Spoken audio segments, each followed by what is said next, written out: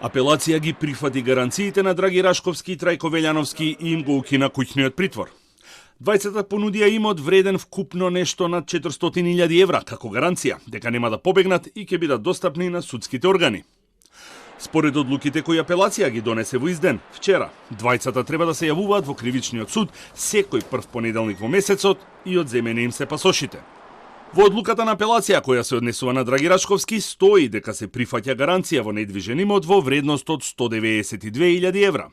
Станува збор за 2089 квадрати земјоделско земјиште во Струмица, каде што, како и во Скопско побожје, како сопственици се јавуваат двете малолетни деца на Рашковски. Ова земјиште е проценето на 104.000 евра, што укажува на можноста дека поседува дозвола за градба на парцелата. Под хипотека е ставен и станот од 83 квадрати во Скопје, каде што Рашковски живее со семејството, ако е проценет на 88.000 евра.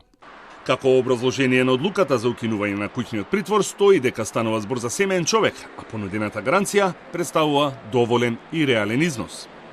Трајко Велјановски пак ја понудил семејната куќа во Ѓорче Петров како гаранција дека нема да бега. Куќата од 320 квадратни метри, заедно со гаража и дворно место од уште 247 квадрати е проценета на 209.000 евра. Ставот на апелација, наведен во образложението на одлуката, е дека понудената гаранција е соодветна мерка за обезбедување на неговото присуство за успешно водење на постапката. Судскиот процес против поранешниот генерален секретар на владата Драги Рашковски почна минатата недела. Тој е првообвинет и се товари за злоупотреба на службената положба и перење пари. Или со зборови на обвинителството, се вмешал во 4 јавни набавки околу техничката спецификација, давал хонорари на блиски луѓе и отплаќал кредити. Околу имотот кој го поседува, а е префрлен на неговите деца, кажа дека е купен со штедење. Ако го споредите имотниот мој лист од 2017 година кога сум влегол на функција во 2021 кога сум излегол, ќе видите дека не постои разлика освен кај подароците на моите две деца, прибрани од родендени и крштевки и така натаму, и мекици и така натаму прослави.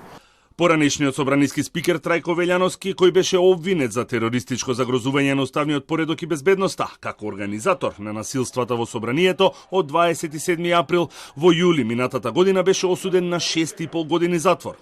Велјановски чека уште една одлука од апелација, а таа е по жалбата за изречената казна, за која се уште не е закажана јавна седница.